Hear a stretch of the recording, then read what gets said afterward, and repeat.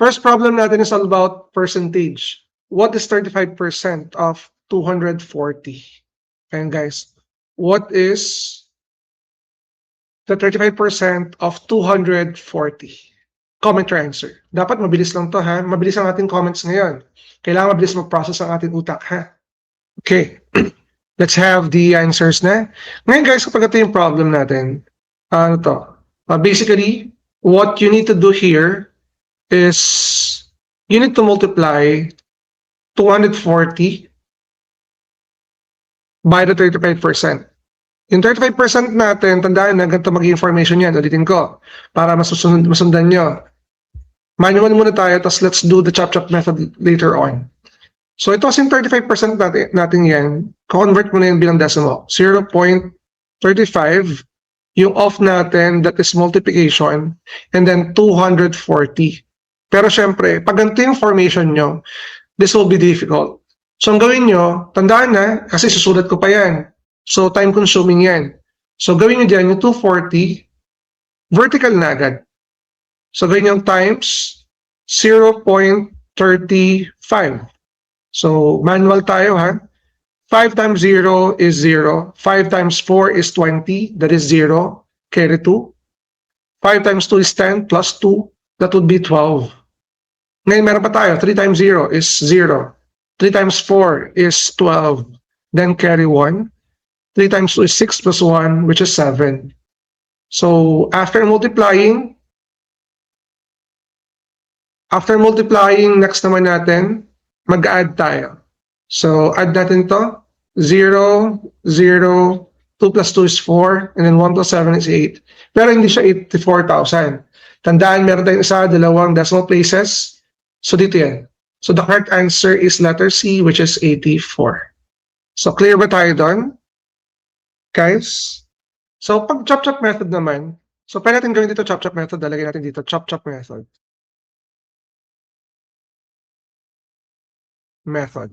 So gawin nyo dito, pwedeng gawin dito ito ha. 10%, 10%, 10%, saka 5%. Ano ba ang 10% ng 240 guys? Comment nga po. Ano ba ang 10% ng 240? Hello. What is the 10% of 240? Okay, very good. So lahat ng yan, dapat mabilis ang comment ha, even sa Facebook, dapat mabilis kayo mag-comment. We have 341 live viewers right now. Dapat ano tayo, mabilis. Para ang mangyayari ay yung process ng utak natin mabilis din. So pwede gawin dito chop-chop method natin.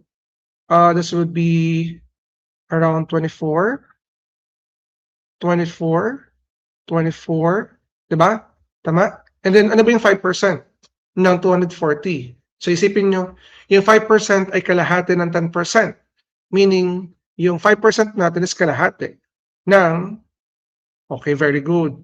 The answer is 12. O add mo lang yan. 4, 4, 4, 12 plus 2, 14, carry, 14, 4 dyan, carry 1.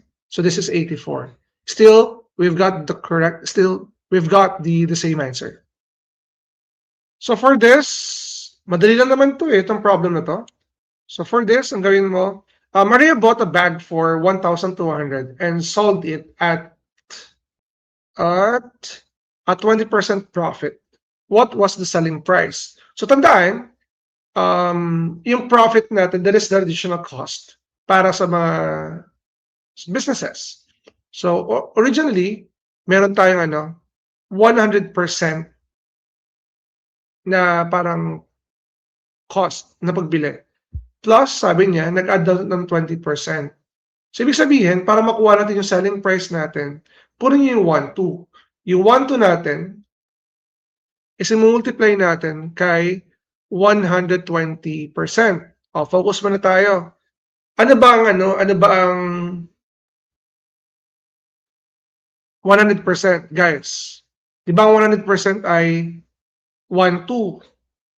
O, plus tayo. Ano naman ang 20%? Guys, what is the 20%?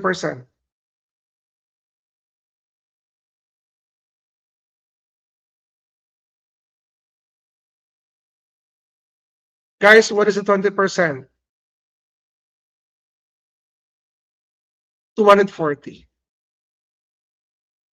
So mangyari ngayon, add nyo lang yan, 240 plus 12, that is 1440. So the correct answer is letter C. Okay? Di ba isipin nyo mabuti, 20% daw ng isang number is 50. So gagawin mo dito, 50 times 5 lang. So that is 250. Sino ako ng ganitong sagot? Guys.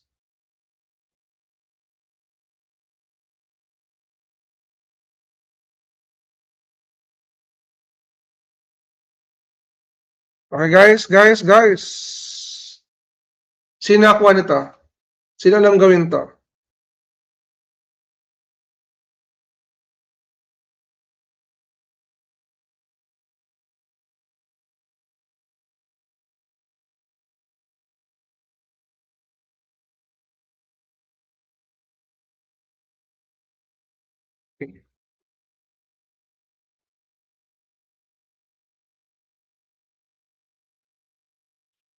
Sige.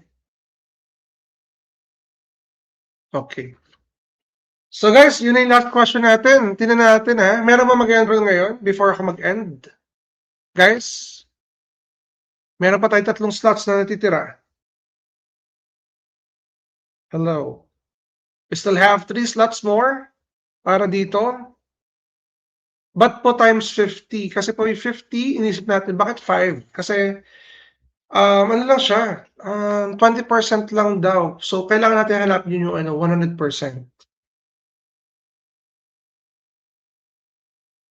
Bakit times 5? Kasi, imagine mo, ang nawawala sa atin yung 100%, yung number. Sinasabi doon na yung 50 natin is 20% lang. So, ilang 20% ba meron sa 100%? Guys, ilang 20% meron sa 100%? 5. 5. Kaya ginawa ko, yung 20% na 50 daw, tinimes ko lang sa 5.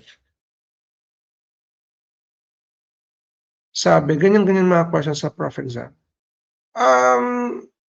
Most likely, wala ka bang idea? Kasi pasok naman sa coverage yan eh. Pasok sa coverage yan. Kanina pa siya nag-chat ng ganyan.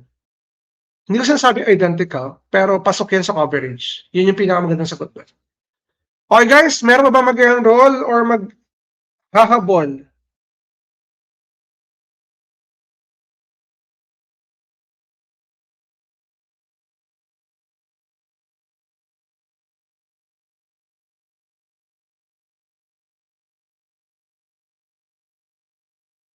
How to enroll daw? Ayan. Ang gagawin mo lang, Yani, sa Diwa, sa mga mag-enroll ha, mag-comment lang kayo ng CSE August. Sige. Comment tayo ng ating CSE August. Yan.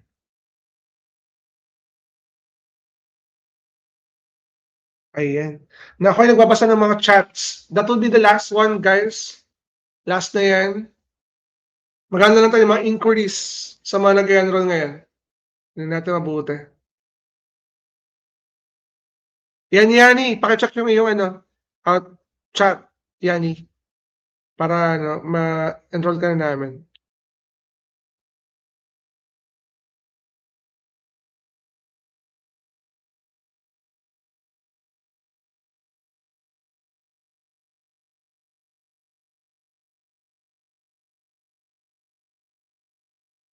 Ayun, guys. Check lang ako, ha. Good night, guys, sa mga hindi na mag-ano. Naghihintay lang ako ng inquiries sa mga mag-enroll. Yung comment down CSE August, ha.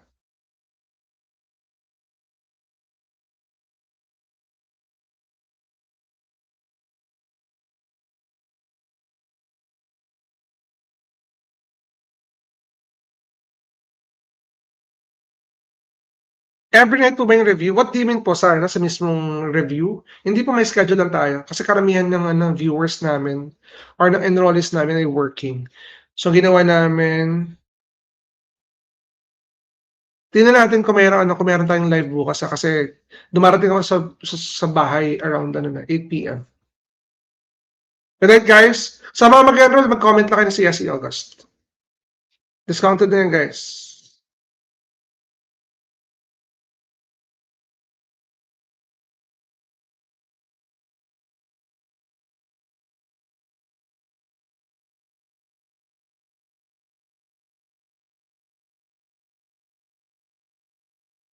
Hello, ayan. May mag-enroll pa ba?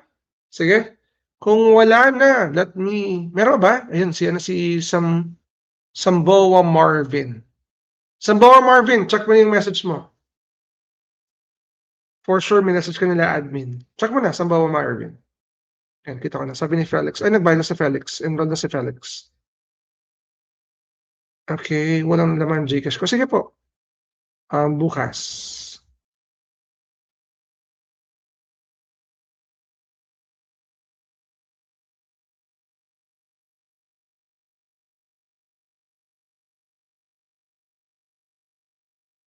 Ayan. Sige, Samboa Marvin.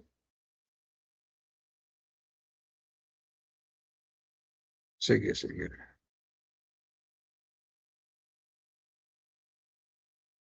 Check mo yung message namin sa inyo. Okay guys, that's it. Let me end this live na. Maraming salamat sa inyo. See you and good night. So, paano ba natin ginagawa yan? Sige, chop-chop method daw. Very good. Mas madali chop-chop method. Okay.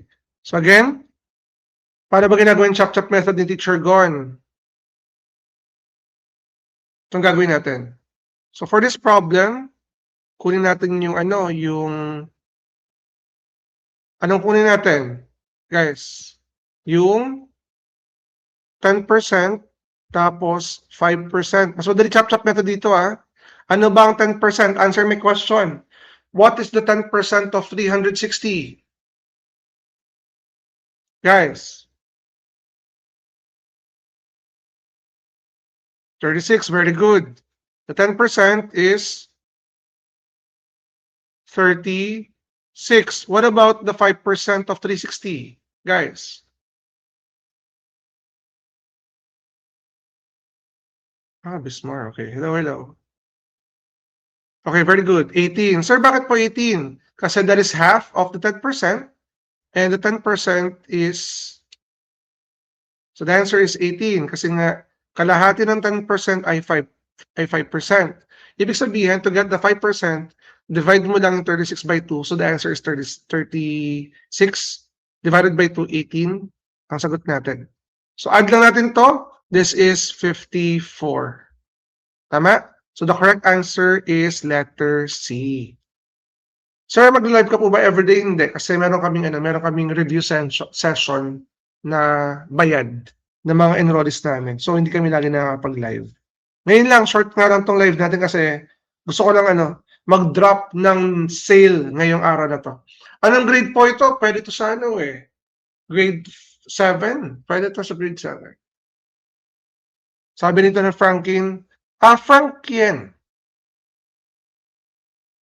Okay. Sige.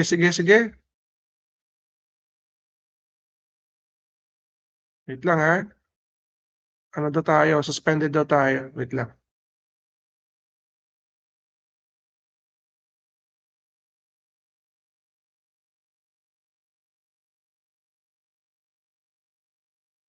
Hello? Rinig pa ba ako?